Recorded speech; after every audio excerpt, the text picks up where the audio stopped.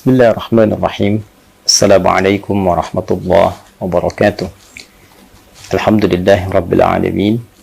Wassalatu wassalamu ala rasulillahil karim, nabiyyina wa sayyidina Muhammadin al-amin wa ala alihi wa sahbihi ajma'in wa ba'd. Saudara-saudariku dimanapun berada, semoga kita semua senantiasa diberikan kesehatan paripurna oleh Allah Subhanahu wa ta'ala, kemudahan dalam menjalani aktivitas kehidupan kita, dan keberkahan yang menyelimuti seluruh amal ibadah kita. Dengan itu diharapkan semoga kita pulang menghadap pada Allah membawa bekal yang dinilai cukup untuk mengantarkan kita meraih rahmat Allah Subhanahu wa ta'ala. Teman-teman, di antara sekian bekal yang coba kita kumpulkan dalam kegiatan dan aktivitas duniawi kita adalah bekal-bekal yang kita upayakan menjadi ibadah di hadapan Allah Subhanahu wa ta'ala, yang dengan itu pula kita diciptakan oleh Allah demi tujuan mulia dimaksud. Wa ma khalaqtul jinna wal insa illa liya'budun. Dan tidaklah aku ciptakan jin dan manusia itu, kata Allah Subhanahu wa ta'ala, kecuali tujuannya agar manusia dan jin dimaksud menjadikan seluruh kegiatannya sebagai ibadah karena Allah Subhanahu wa ta'ala. Demikian di Al-Quran surah ke-51 Adz-Dzariyat di ayat 56 itu. Untuk itu penting kita menyadari bahwa konsepsi seluruh kegiatan kita di muka bumi ini adalah ibadah. Bukan hanya sholatnya, bukan hanya bacaan Qur'annya, puasanya, pun demikian, seluruh kegiatan kita dari bangun tidur sampai tidur kembali, kita upayakan menjadi ibadah. Itulah sebabnya seluruh kegiatan kita di dalam Islam senantiasa dipandu dan disandingkan dengan doa. Doa itulah selain memberikan pedoman bagi kita bagaimana cara menjalani aktivitas, sekaligus merubah kegiatan itu menjadi ibadah di hadapan Allah Subhanahu wa ta'ala. Bilapun tidak memahami doa yang terkait dengan kegiatan, maka Nabi membimbing kita untuk menyertakan kalimat Bismillahirrahmanirrahim, atau setidaknya Bismillah, sebelum mengawali kegiatan dimaksud. Nabi menyampaikan, kullu amrin dzibalin la yubda'u fihi bi Bismillahirrahmanirrahim fahuwa abtar, atau fahuwa aqta. Setiap perbuatan baik yang tidak disertakan dengan Bismillahirrahmanirrahim menjadikan kegiatan itu dilakukan karena Allah sehingga menjadi ibadah, fahuwa abtar. Jika tidak disertakan kalimat itu, maka terputus nilai ibadahnya, terputus potensi pahalanya. Untuk itulah, demi melatih jiwa kita, keadaan diri kita, untuk menjadikan seluruh kegiatan itu terkoneksi kepada ridha Allah Subhanahu wa ta'ala, terkoneksi pada pengawasan Allah Subhanahu wa ta'ala, dan menjadikan itu sebagai ibadah, maka dilatih kita melalui praktek-praktek ritual. Dilatih kita melalui aspek ibadah yang menunjukkan implementasi keberimanan kita kepada Allah pertama kali. Saat kita beriman, yakin dengan Allah sebagai Tuhan, maka pembuktiannya adalah ibadah. Dan konsep dasar dari ibadah ini bentuknya adalah ritual, sebagai wujud pengabdian kita kepada Allah, sekaligus menunjukkan sikap kebertuhanan kita yang telah yakin tanpa ragu kepada Allah Subhanahu wa ta'ala. Innani anallahu la ilaha illa ana fa'budni wa aqimis salata li dzikri. Sungguh aku tegaskan, kata Allah, akulah Allah, tiada yang layak dipertuhankan kecuali aku, kata Allah. Maka ketika Anda sudah meyakini Allah sebagai Tuhan dan mempertuhankannya, buktikan kebertuhanan itu dengan fa'budni, menyembah Allah Subhanahu wa ta'ala. Maka sembahlah aku, kata Allah. Dengan cara apa? Wa aqimis salata li dzikri. Pembuktian pertamanya adalah menunaikan ibadah ritual berupa salat.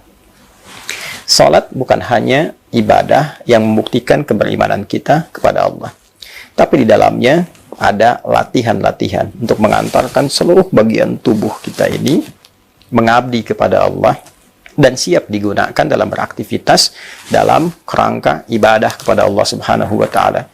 Lisan yang digunakan berzikir saat sholat, kepala yang ditundukkan, tangan yang berpasrah, sampai kaki yang bersimpuh selalu digunakan untuk menunjukkan kebertuhanan kita kepada Allah dalam bentuk ibadah ritual, maka implementasinya digunakanlah hasil pendidikan ritual itu dalam aktivitas sosial. Maka seluruh kegiatan sosial kita, dari bangun tidur sampai tidur lagi, berinteraksi dengan orang lain, bekerja, dan seterusnya, bila itu dilakukan dengan bagian tubuh yang biasa kita latih dalam ibadah ritual dan diimplementasikan dalam konteks ibadah sosial, diniatkan untuk menaati Allah, maka itulah yang dimaksud dengan ibadah. Itulah yang dimaksud dengan amal saleh. Maka lisannya bertutur atas ridha Allah, matanya memandang untuk mengharapkan ridha Allah, demikian sampai ke ujung kakinya. Bila sholat dibuka dengan iman, alladzina yu'minuna bil ghaibi wa yuqimuna shalah, pun demikian disebut dengan iman, wa ma kana Allahu liyudhi'a imanakum, maka seluruh bagian tubuh kita ini pun ketika difungsikan diawali dengan kalimat iman. Ya ayyuhalladzina amanu la yashar qaumin qaum, itu untuk lisan. Man kana yu'minu billahi wal yawmil akhir falyaqul khairan aw liyasmut, demikian penekanan Nabi. Siapa yang merasa beriman kepada Allah dan dia yakin dihisab di hari kiamat nanti, maka jaga lisannya, karena imannya katakan yang benar, tak mampu dia diam. Demikian pandangan sampai dengan ke ujung kaki. Maka demikian Allah ketika berfirman untuk menunjukkan hikmah di balik kaitan ibadah ritual dengan aspek sosial. Difirmankan di Quran surah ke-29 misalnya, Al-Ankabut ayat ke-45. Inna salata tanha 'anil fahsya'i wal munkar. Ya, sungguh salat yang dikerjakan dengan benar itu sesuai ketentuan rukunnya, ketentuan syaratnya, maka hasil yang didapatkan akan dibawa dalam konteks kehidupan sosial, mencegah seluruh bagian tubuhnya bertindak yang tidak pantas, perbuatan keji yang bersumber dari syahwat, ataupun juga perbuatan mungkar yang diingkari oleh hati dari sumber nafsu perut dan akal. Demikian ibadah fisik. Pun demikian dengan harta. Harta ketika kita niatkan sebagai ibadah ritual, zakat sebagai pembuktian keimanan kita kepada Allah, membenarkan iman kita. Membenarkan iman disebut dengan tasdiq, perbuatannya disebut dengan sedekah. Karena itu zakat dalam Al-Quran disebut dengan sedekah. Khudh min amwalihim sedaqatan tutahhiruhum wa tuzakkihim biha. Ambil dari harta yang sudah masuk kepada ketentuan itu, masuk nisabnya itu, ambil zakatnya sebagai pembuktian iman. Zakat disebut dengan sedekah. Ketika dikeluarkan pun disebut dengan sedekah. Innamas sadaqatu lil fuqara, dan seterusnya ayat. Sungguh zakat itu dikeluarkan hanya boleh pada 8 golongan berikut. Maka disebut dia dengan sedekah, bentuk jamak sebagai pembuktian iman. Maka implementasi dari keimanan kepada Allah, dari ibadah ritual yang dikeluarkan, muncul aspek sosial, berbagi, perhatian, sinergi, membangun, berkarya, membentuk kebersamaan, itu bagian dari ibadah. Ya, bahkan seorang suami, dia mencari nafkah dan lalu dikelola oleh istrinya, lantas menjadi makanan yang disuapkan kemudian ke mulutnya, itu pun menjadi bagian dari ibadahnya.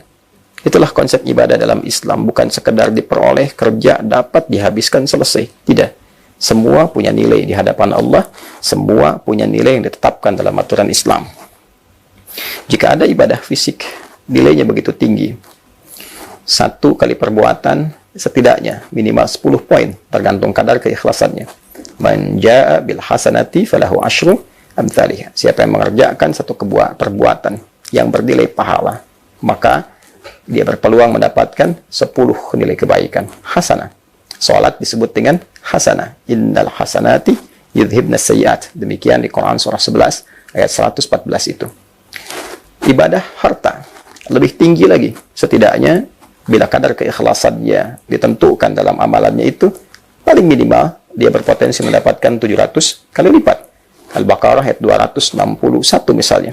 Mathalul ladzina yunfiquna amwalahum fi sabilillah kamathali habbatin ambatat sab'a sanabil fi kulli sumbulatin mi'atu habbah. Wallahu yudha'ifu liman yasha' wallahu wasi'un alim. Berpotensi mendapatkan satu benih dikalikan dengan 7 dikalikan 100, 700. Semakin tinggi keikhlasan, semakin tidak berhitung, semakin diberikan tanpa hitungan. Wallahu yudha'ifu liman yasha'. Fisik standar. Tidak semua orang punya harta. Saat mengeluarkan harta, maka nilainya lebih daripada ibadah fisik. Maka bisa dibayangkan kalau ada orang menunaikan ibadah fisik dan harta sekaligus. Dia gunakan fisiknya untuk mengejar rahmat Allah. Dia berjuang untuk mendapatkan ridha Allah. Dia mengeluarkan hartanya dari mulai menabung, dia kumpulkan untuk mendapatkan ridha Allah. Dia satukan keduanya, maka bisa digambarkan pahala apa yang bisa dia raih. Demikianlah haji. Ketika tiba musimnya, seseorang ingin menunaikannya, bukan sekedar fisiknya saja, bukan sekedar dia datang untuk ibadah, tawaf, wukuf. Dia perlu biaya, dia perlu dana. Ada yang menabung dari 5.000, 5.000, bahkan 1.000, bahkan berjualan, bahkan menjual asetnya hanya untuk mendapatkan ridha Allah Subhanahu wa ta'ala. Maka dari harta yang terkumpul itu dia gunakan sebagai biaya untuk berangkat, ongkos naik haji, ONH, dia gabungkan, dia tunaikan ikhlas karena Allah.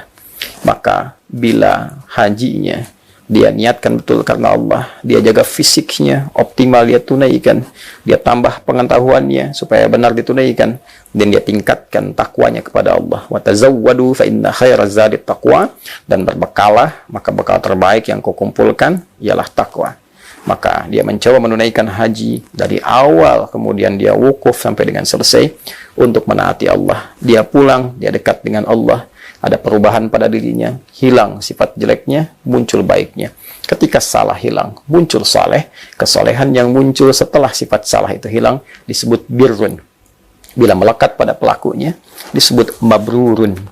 Maka Nabi mengatakan, al-hajjul mabrur, haji yang merubah pelakunya, penunainya, menjadi lebih baik dari sebelumnya, lebih dekat dengan Allah, lebih giat meningkatkan takwa.